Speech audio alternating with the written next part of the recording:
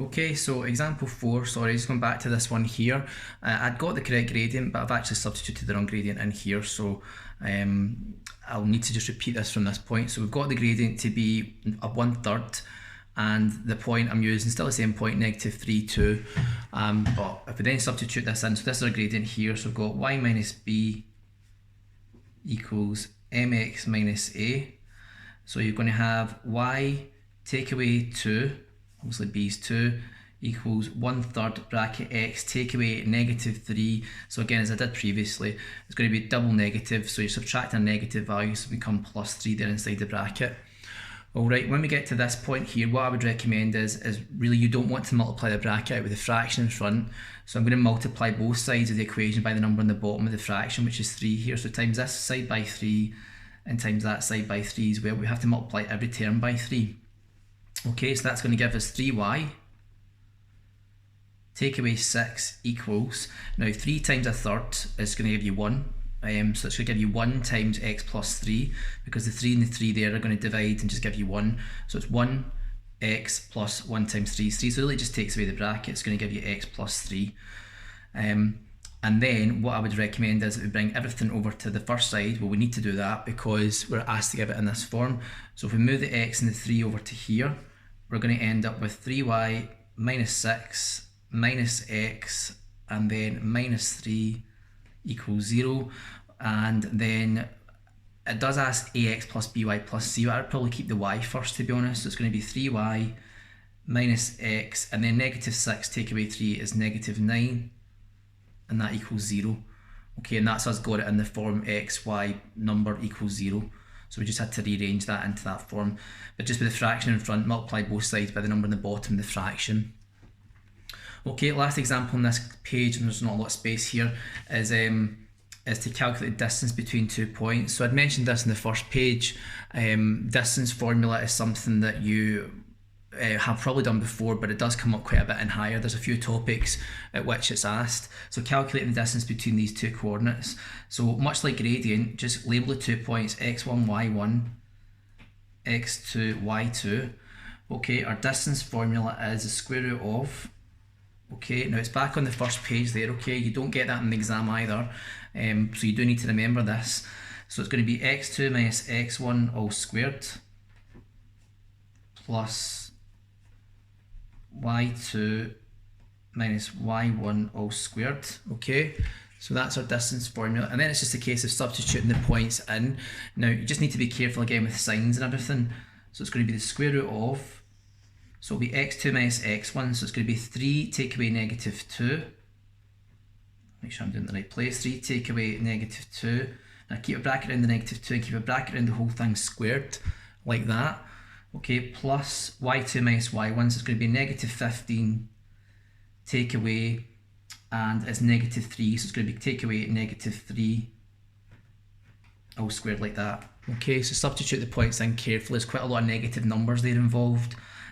So, you know, just be careful. I'm going to just double check I've not made any mistakes, that's fine. So that's going to be equal to the square root of, so you've got a double negative here, so 3 take away -2 is going to be 3 plus 2, so that's 5, positive 5 squared, plus, and then -15 take away -3, again that double negative becomes -15 plus 3 there. So -15 plus 3 is actually -12, so it's going to be -5 plus -12 squared.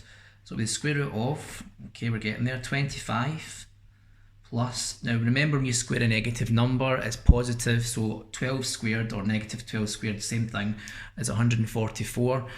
Then we get, last bits, 25 plus 144 is 169. Alright, and we might recognise that one, we probably should. Square root of 169 is 13. Alright, so it's 13 units as the distance between those 2 points. We don't use centimetres or anything like that, it's just units. So I'm just going to write the word units if I can squeeze that in there. Okay, so 13 units is the distance between the 2 points.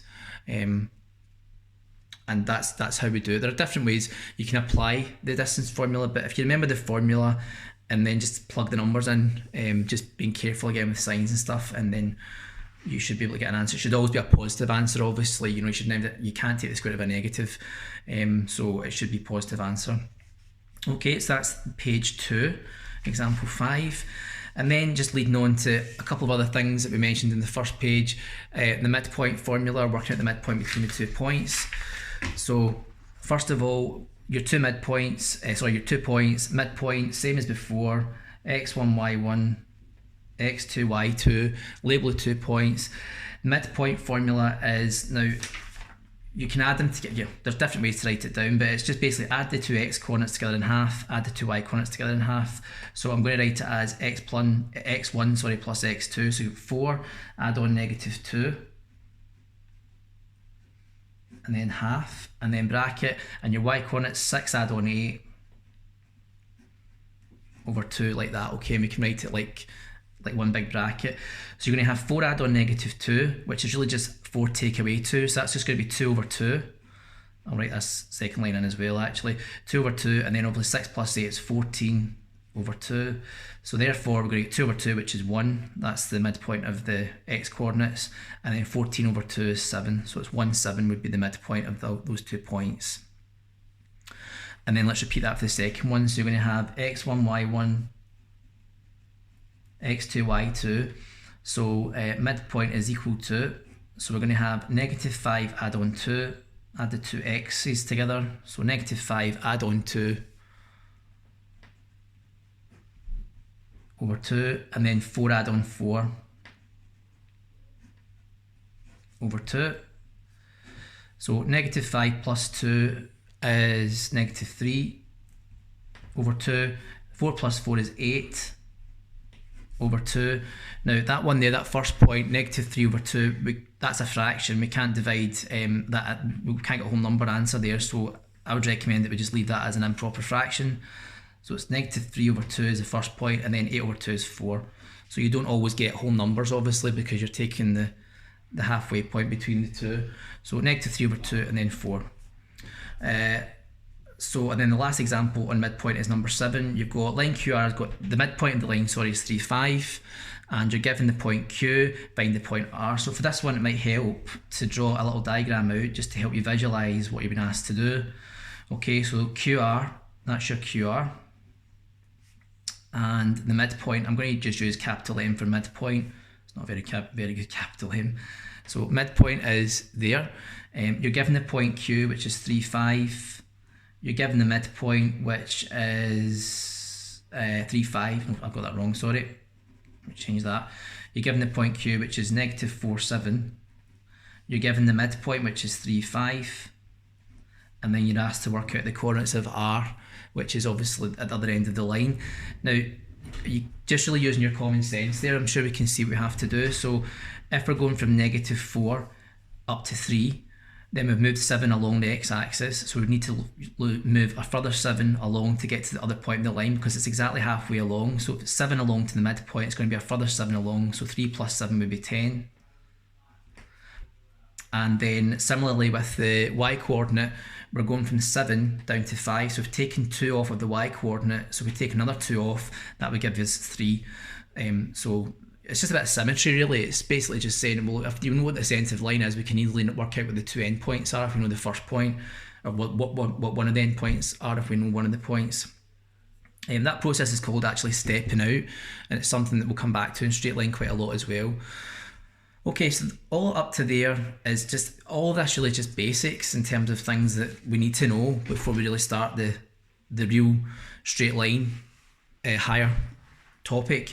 The very last thing in this is horizontal and vertical lines. Now this is really important as well. Again, you probably touched on this at National 5. Again, you probably might have done it even at second year. I know that it's taught in second year, but it comes up a lot higher, and it's really important that you remember this because one of the skills that people easily forget. So first of all, we look at horizontal lines. So horizontal lines of equation of the form y equals whatever the number is, and its gradient equals 0. So we know that all horizontal lines have got a 0 gradient. Okay, and we'll come on to this in a wee minute. But if you think about a horizontal line, every y-coordinate on a horizontal line is exactly the same. So that's why it's of the form y equals whatever number it is. So wherever it crosses over the y-axis, then that's basically the equation of the line. And similar for vertical lines. Vertical lines, we say have undefined gradient because when it's completely vertical, we can't write down what the gradient is. It's impossible to do that. So it's an undefined gradient, and again, every point on a vertical line will have an x coordinate which is the same. Alright, so it's basically it crosses the x-axis, so that's why it's of the form x equals a number. Right, so basically if we look at the grid, you can easily identify, just looking at lines, what all the equations are. So if we look at the horizontal lines first, so I'm just going to look at A, C, G and D. If you look at the line A, then if you go along to the y-axis, it crosses the y-axis at 4, and if you look at every other point on that line, it's got a y-coordinate of 4, so we just label it y equals 4, that's its equation, and we can do that for each one. So C, for example, crosses over at 1, so that's going to be y equals 1, and then we've got G, which is y equals -2, and the last one is D, y equals 5, sorry, -5. So -2 at -5. And then if you look at the vertical lines, starting from this side, so look at the vertical line E. Again, this time if we go to the x-axis, now it can look a wee bit confusing because there's loads of grids here, so I'm trying to find the x-axis. So the x-axis is here, so it's -5 is when it crosses the x-axis. So we just call the line x equals -5, that's its equation. Alright, and then we'll just repeat that for each one. So h is x equals -3, and then f is x equals 3. And then finally the last one, B, is x equals, and it's 6. Okay, so x equals 6 is the equation of that line. So horizontal lines are y equals, vertical lines are x equals. They all share the same, vertical lines share the same x coordinates, and horizontal lines all share the same, one horizontal line shares the same y coordinate, so that's why we call that y equals 4. So it's important that we can identify the lines just from looking at them and realise that sometimes we're dealing with a horizontal or vertical line. It's still the equation of the line, it just doesn't look like your standard y equals mx plus c. So we have that, and then finally the last thing is to really understand sometimes when you're dealing with 2 points, like that you may be dealing with a horizontal or a vertical line. So it's really important we can identify that, and this comes up quite a lot in the higher exam. So you've got the 2 points here, so find the equation of the lines passing through the points, right? So the first thing you would probably do is you're going to work out the gradient. So if we work out the gradient of this line, so we call this x1, y1, x2, y2, so we're going to have y2 minus y1, so it's going to be, I'll write this down again, you'll be sick of this formula by the time you get the end of this topic. So -1 take away 2 over 3 take away 3. Okay, right, so we've got -1 take away 2, which is -3, and then on the bottom there we've got 3 take away 3, which is equal to 0. Now when we get to this point, it's really important that we understand this. You can't divide by 0, so if you've got a 0 in the bottom of the fraction, then it means that there is no answer, it's undefined. So what you're dealing with is a vertical line. Alright, the common mistake that people make here is they write -3 over 0 equals 0. That's if the 0's in the top of the fraction, but if the 0's in the bottom of the fraction, then it's not, there is no answer. So that means we've got an undefined gradient. So if you now look back at the 2 points you've got, you can hopefully notice that the 2 x coordinates are the same. So that means that the line is just x equals 3. So that's the equation of that line. We can't work out the equation of the line the standard way, we just can write it down like that. So we just call it x equals 3. So when you get to 0 in the bottom, it means you're dealing with a vertical line, and you can see that it's the same x coordinate. Similarly with the second one, you've got x1, y1, x2, y2, gradient equals, so it's going to be -2 take away -2 over -5 take away 4. Okay, -2 take away -2 is -2 plus 2, so that's going to give you 0 on the top this time, and then that in the bottom gives you -9. Now if the 0's in the top of the fraction, then that is effectively, if you're dividing 0 by anything, it's just going to give you an overall 0. Alright, now if the gradient is 0, then hopefully we should recognise that what we're then dealing with is a horizontal line, because horizontal lines have got a 0 gradient. So that means it's of the form y equals, and again if you look at the 2 y coordinates here, it's -2 and -2, so it's a horizontal line, and the equation of that line in that case would just simply be y equals -2. So we don't need to go any further, okay? So that up to that point there, that is the first part of straight line, and then our next lesson will lead on to parallel and perpendicular.